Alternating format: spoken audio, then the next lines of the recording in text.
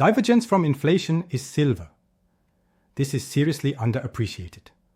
Additionally, beginning around 2007 or 2008, mining stocks have failed to meet expectations. This decline is revealed when one divides the HUI index by gold. At this very moment, it appears that a breakout from the downtrend is possible. Two reasons exist, I always tell people, to own gold. And there are two types of investments: insurance and other. Greetings and salutations. And thank you for visiting the Gold Silver Show. My special guest today is none other than Brien Lundin, who has been hosting the world's longest running precious metals convention for the past 40 years and writes the popular gold newsletter. The New Orleans Investment Conference is taking place. Hey Brien, how's it going? Feeling fantastic, Mike. I really appreciate the opportunity to chat with you about things we both enjoy. Well, that's right. Valuable metals. Yeah. At this point, the New Orleans Investment Conference has been under your auspices for half a century. Yes, this is a true account of the past. Clearly, you aren't the host for the past half century. It has been hosted by you for 41. I believe you mentioned that. It will be the 41st year that I've been engaged with it, or at least 40 years at the most. The event has been under my direction for approximately 25 years, nevertheless. So, in 1985, I was hired as a junior copywriter for Jim Blanchard's Coin and Bullion Company by my industry mentor. Jim was the one who really got things rolling. His goal in launching Gold Newsletter was to help American citizens regain control of gold. Through the years, it developed into what is now, without a doubt, the world's oldest running financial newsletter. Although I never had the pleasure of meeting Jim in person, I am informed that he was largely responsible for reintroducing gold to the American public.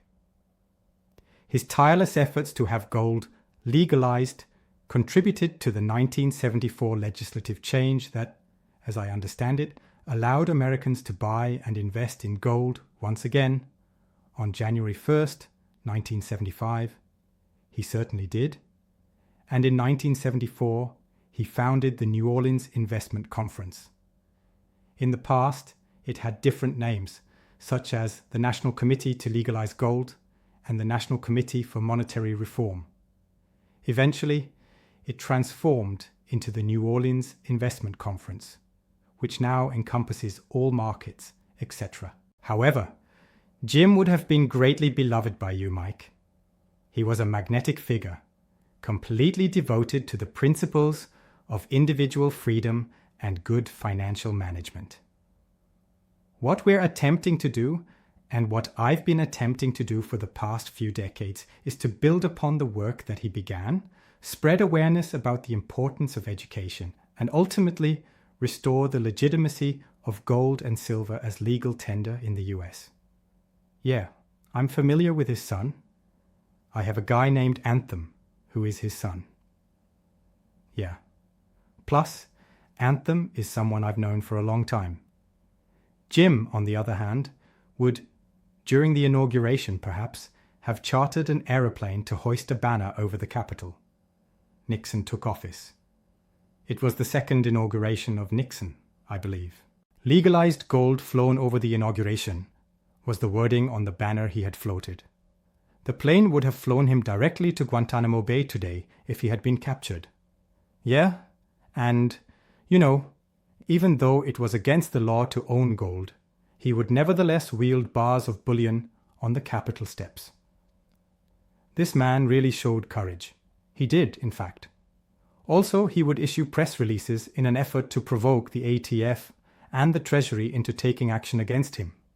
However, their intelligence prevented them from acting in such a way. However, he hoped that they would.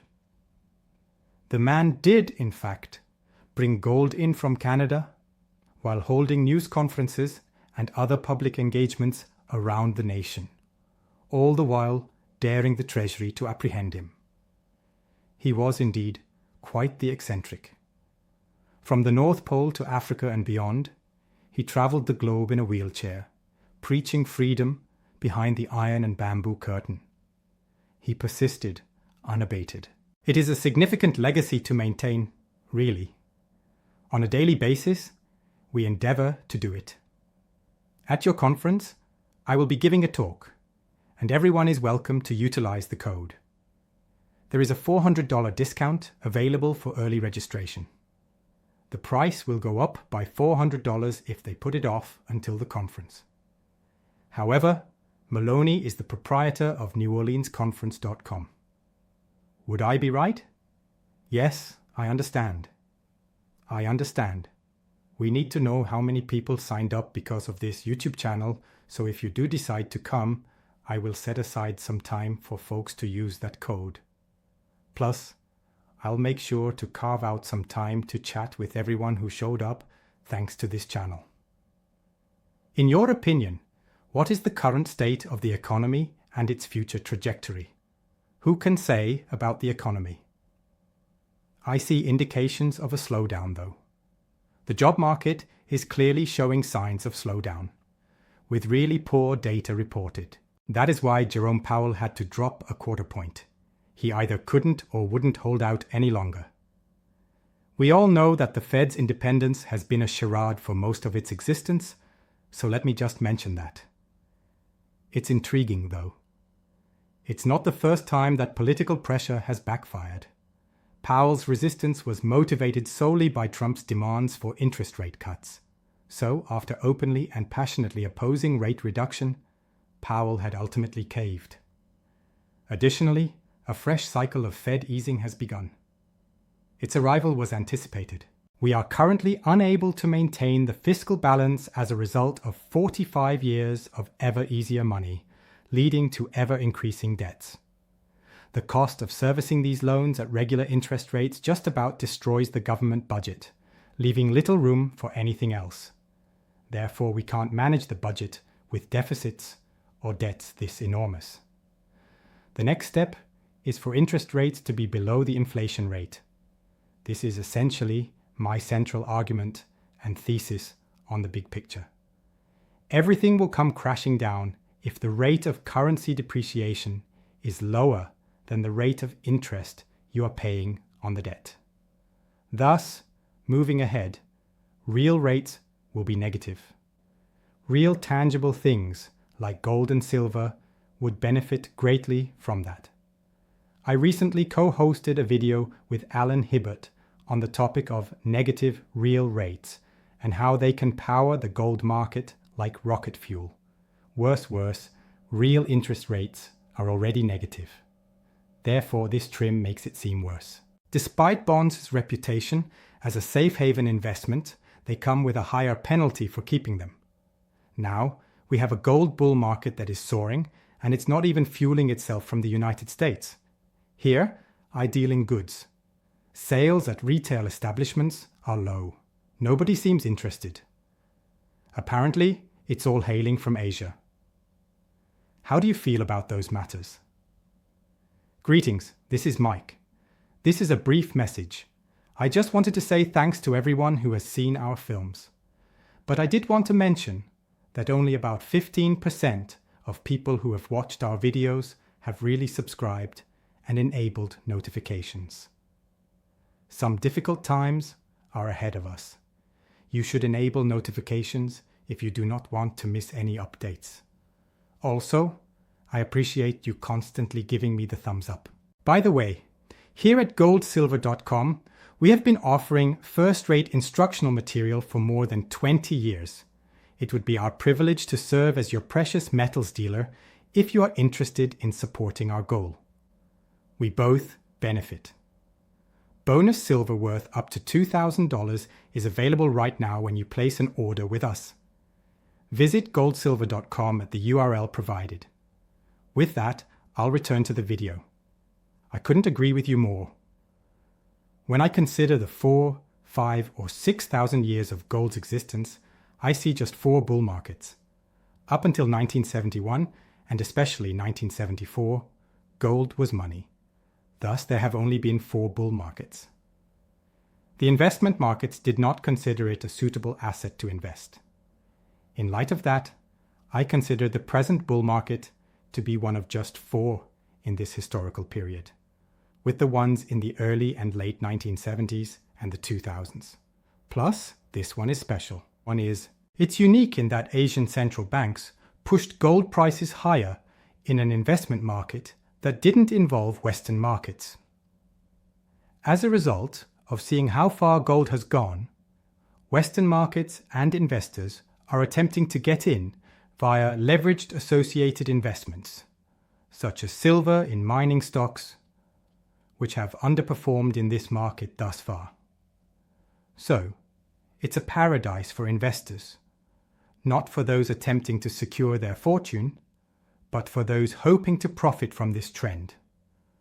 The bull markets have eliminated that risk, but the sector's most powerful investments, such as silver and mining stocks, are still underperforming and, by many metrics, are at or near long-term lows.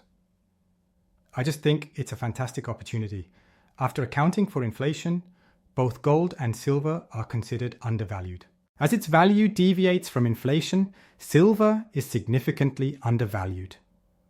The mining stocks, on average, have been underperforming since 2007 or 2008. Dan will post a chart later to show you what I mean. This decline is revealed when one divides the HUI index by gold. At this very moment, it appears that a breakout from the downtrend is possible. You also say it's a good idea to have a physical position as a foundation and to use your speculative capital to buy mining stocks for leverage, correct? If you or someone you know is new to the field, I do my best to make things easy to understand. Additionally, there are 2 main arguments in favor of gold ownership, as I often explain to people. And there are 2 types of investments: insurance and other. The first thing you should do is get wealth insurance, since holding physical gold and silver has historically protected buyers from the gradual erosion of purchasing power of fiat currencies. This has always been a part of human history. It's just how people are. It's happening again and again. In addition, safeguarding your currency against the inevitable devaluation is possible with the purchase of gold and silver. Getting home insurance isn't like hoping your house won't burn down or flood. It's more like safeguarding yourself against the worst-case scenario. Here, it's more of an inevitable occurrence.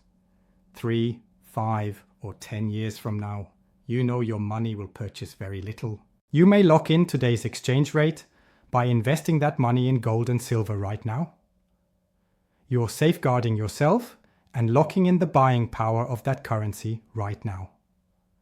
Since inflation is only going to pick up steam in the coming days, insurance is the most crucial thing that working-class Americans and billionaires alike can do to save their wealth right now. I find that to be an intriguing perspective. It has never occurred to me that the vast majority of homeowners who purchase insurance policies against natural disasters, whether it be fire, earthquake, tornado, or something else entirely, rarely ever use those policies. You do use it occasionally when you purchase health insurance, but it's calculated in such a way that insurance firms still come out ahead using precious metals. There is absolutely no way that you will not be collecting on this insurance. Not at all. Therefore, you can rest assured that you will use your insurance policy to your advantage and come out on top. That is a fascinating perspective. I appreciate it. Indeed, and as an example, there is an excellent website known as pricedingold.com. It displays the historical pricing of different assets and indices in gold, albeit I wish it was updated more frequently. Looking at the graphs, you can observe that the S&P 500 is trading at a level comparable to the 1930s and 1940s, when it was priced in gold. That was something I used to do on a website called Wealth Cycles, but it was never profitable. It was, therefore, giving up a published title requires it to be a pastime. Indeed, you can demonstrate the cyclical nature of everything by pricing it in gold. In my opinion, there are three distinct epochs in history: the 1930s, the 1970s, and the 2000s, when gold serves as both an insurance policy and a safe haven asset, with the potential to see the largest single asset gain in buying power. Thus, in my view, it is both. When you're ready to increase your leverage, mining stocks and silver are great options. My warning to viewers is that they need a team to mine stocks, though. Investing is a team sport, argues Robert Kiyosaki. Plus, you're getting expert advice when you sign up for Brien's newsletter. The information that people like Brien give increases your chances of winning, and of winning large by a factor of several. If you jump into the precious metals mining industry blindly, without first consulting an expert who can evaluate the claims, mines, companies, and management teams involved, you run the risk of investing in something other than the mine itself.